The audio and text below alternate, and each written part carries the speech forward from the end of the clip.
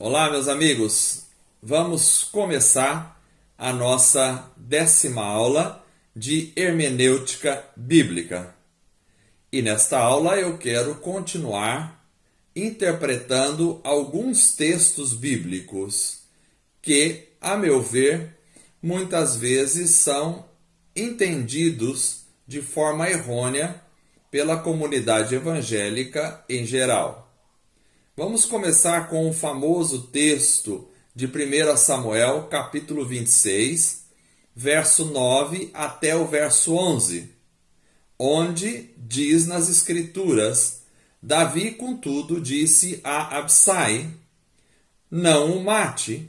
Quem pode levantar a mão contra o ungido do Senhor e permanecer inocente? Juro pelo nome do Senhor, disse ele, o Senhor mesmo o matará. Ou chegará a sua hora e ele morrerá, ou ele irá para a batalha e perecerá. O Senhor me livre de levantar a mão contra o seu ungido. Agora vamos pegar a lança e o jarro com a água que estão perto da cabeça dele e vamos embora.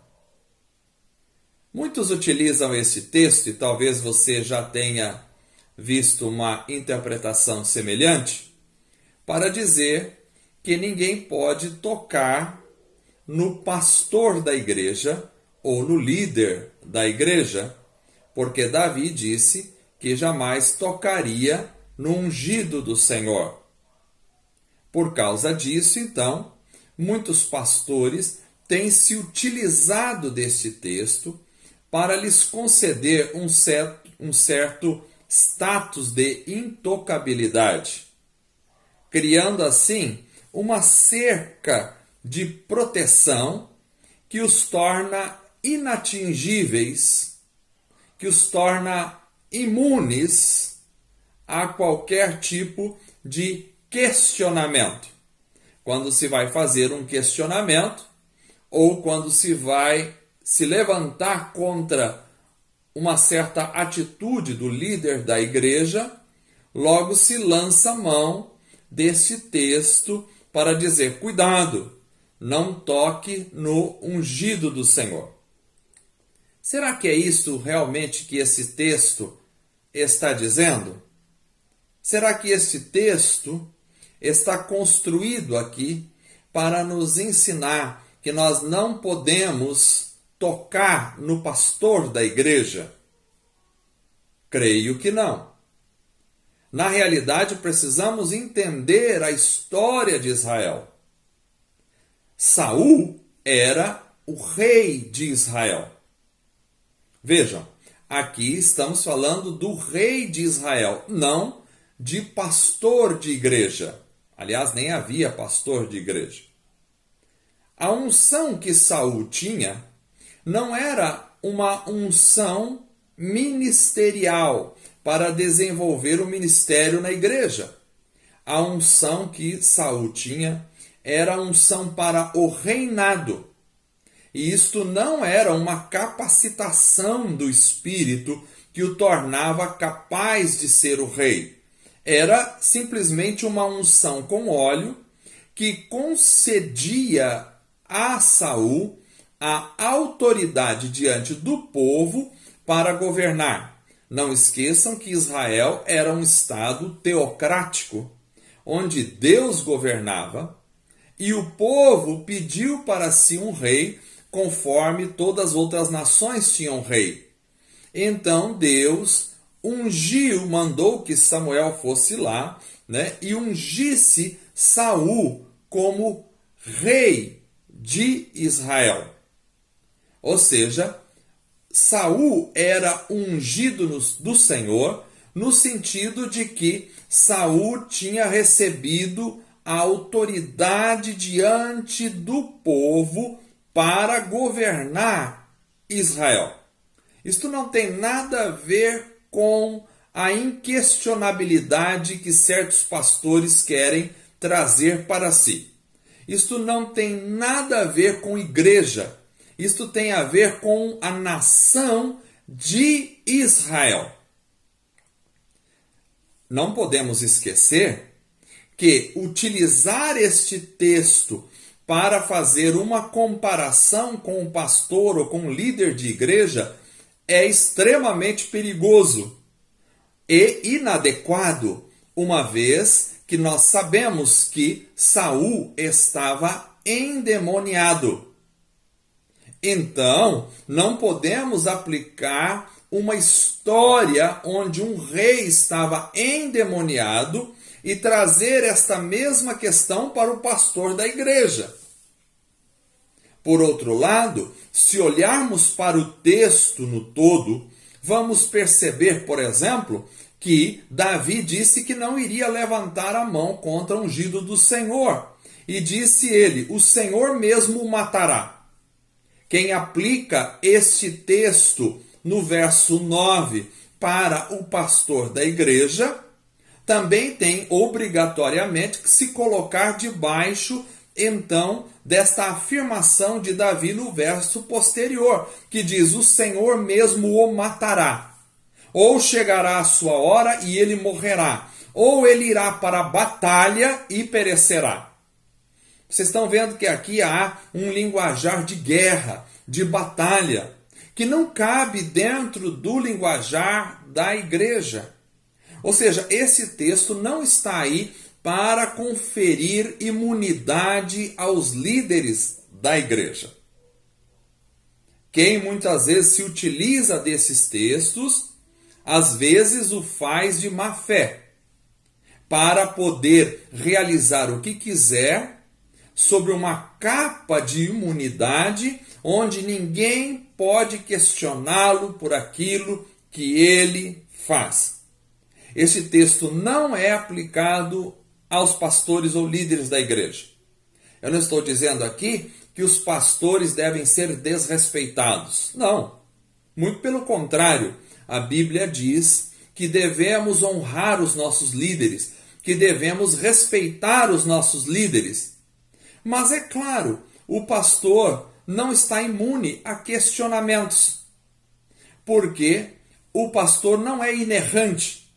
Ele pode cometer erros e ele deve sim ser questionado em suas posições, principalmente nas posições éticas e teológicas. Se um pastor faz alguma coisa ou fala alguma coisa que está contrário às Sagradas Escrituras, ele deve ser questionado em amor.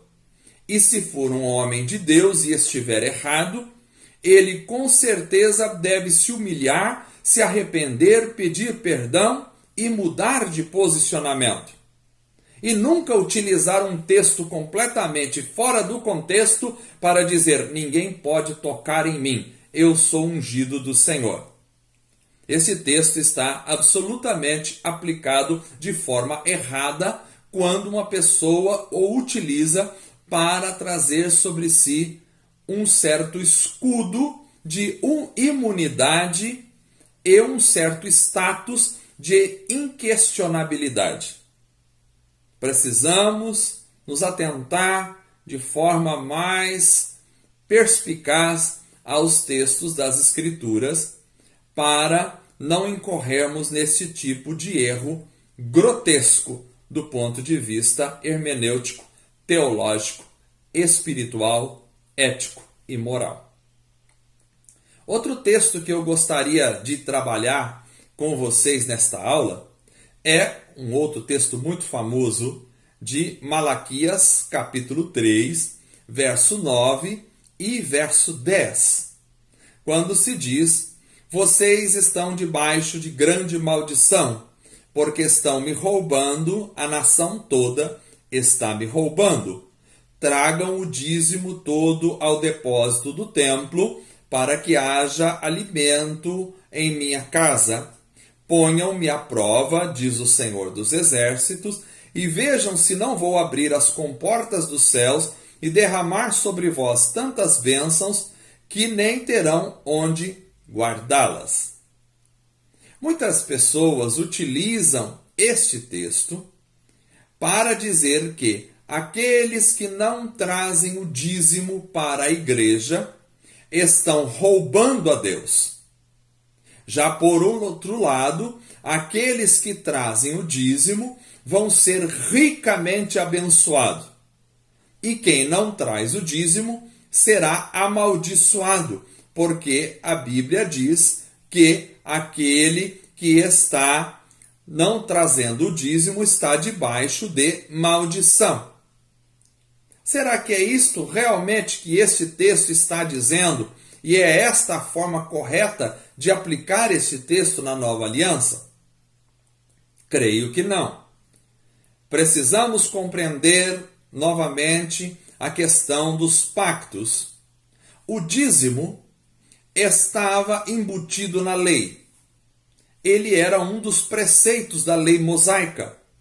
Portanto, o povo de Israel, quando estabeleceu uma aliança com Deus no Monte Sinai, estava se obrigando a guardar toda a lei, inclusive os dízimos. Acontece que, como vocês sabem, o povo de Israel descumpria a lei, a antiga aliança feita com Deus a partir de Moisés. E por causa disso, eles recebiam as punições, já que estavam descumprindo o pacto, então recebiam as punições daquele pacto. Vejam que aqui há uma cobrança de Deus em cima do povo de Israel por causa do descumprimento do pacto que tinha acontecido lá no Monte Sinai e que agora o povo de Israel estava vivendo desordenadamente e não estavam cumprindo a aliança que eles mesmos tinham feito com Deus. Então Deus diz para eles: vocês estão debaixo de grande maldição, porque estão me roubando. A nação toda está me roubando. Vejam, quem estava roubando a Deus? O povo de Israel. Por quê? Porque tinham feito um pacto. O povo de Israel tinha aceitado este pacto e neste pacto continha a ordenança dos dízimos. E agora o povo de Israel não estava trazendo os dízimos. E por isso Deus vai continuar dizendo: tragam o dízimo todo ao depósito do templo. Isso aqui não é para a igreja. Templo aqui não é o templo da igreja, é o templo de Israel, o templo que Salomão construiu. Diz o Senhor dos Exércitos: e vejam se não vou abrir as comportas do céu e derramar sobre vocês tantas bênçãos que nem terão onde guardá-las. Ou seja, Deus está dizendo: vocês não estão cumprindo a vossa parte no pacto, por isso estão me roubando. Se estão desconfiados que eu não vou cumprir a minha parte no pacto, então façam prova de mim. Tragam os dízimos, façam a parte de vocês e vão ver se eu não vou cumprir a minha parte, ou seja, abençoá-los grandemente, financeiramente com prosperidade. Ora, é claro que este texto não pode ser aplicado desta forma no Novo Testamento. Por quê? Porque no Novo Testamento nós não estamos debaixo do pacto da antiga aliança. Nós não temos a obrigatoriedade de guardar os preceitos da antiga aliança. Nós não podemos dizer para o povo da igreja que quem não traz o dízimo está roubando a Deus. Porque se assim o dissermos, estamos concluindo que quem não é dizimista na igreja não vai para o céu, porque os ladrões não entrarão no reino dos céus. Por outro lado, não podemos dizer que quem não contribui com os dízimos é amaldiçoado financeiramente e não tem bênçãos financeiras. Por outro lado, também não podemos dizer que quem traz o dízimo tem abundância na sua casa. Veja, vocês mesmos conhecem muitos casos, com certeza, de pessoas que não são dizimistas e que estão indo muito bem financeiramente. Por outro lado, vocês conhecem, às vezes, algum caso de irmãos que são fiéis ao Senhor, que dão os seus dízimos sempre, e que muitas vezes estão passando privações financeiras, às vezes perde o emprego, tem algum prejuízo financeiro. Isto é uma constante, uma realidade entre nós. Então a palavra de Deus não está sendo cumprida? Ou as pessoas não estão tendo fé o suficiente? Creio não ser isso. A palavra de Deus aqui em Malaquias é uma cobrança do rei em relação aos seus vassalos, ou seja, ao pacto que foi estabelecido lá atrás. Isso não tem nada a ver com a nova aliança. As contribuições na nova aliança devem ser dadas não debaixo do pacto da antiga aliança. Devem ser dadas por consciência e amor. Com isso, eu não estou dizendo que não se pode dar os dízimos na igreja. Pelo contrário, acredito que seja extremamente salutar quando eu separo uma parte da minha renda significativa para mim e contribuo na obra do Senhor. Então, as contribuições na nova aliança são extremamente importantes, são salutares, são prova de que muitas vezes eu não estou apegado ao dinheiro, são prova de que eu amo a obra do Senhor e amo contribuir na obra do Senhor e faço isso com o coração alegre, como Paulo diz que devemos contribuir segundo aquilo que propomos em nosso coração. Porém, eu sei que muitas pessoas, às vezes, estão passando dificuldades e por um período na sua vida, de repente, não conseguem contribuir com o tanto que gostariam de contribuir. Para essas pessoas, eu diria, vocês devem procurar ser mais organizados em suas finanças. Se foram surpreendidos por alguma questão específica, algum problema específico que os impediu de contribuir, amém. Que vocês sejam ajudados pela comunidade financeiramente. Porém, tão logo quanto suas finanças estejam equilibradas novamente, é importante a contribuição na igreja para que possamos cumprir com os nossos compromissos financeiros e, ao mesmo tempo, cada um que contribui deve fazer como resultado do seu amor e do seu compromisso com a obra de Deus. Porém, dizer que quem não está contribuindo está roubando ao Senhor, ou dizer que quem está contribuindo vai receber 10, 20 vezes mais de Deus, não é uma verdade. Porque Deus pode abençoar muito algumas pessoas financeiramente para que eles possam ajudar outros.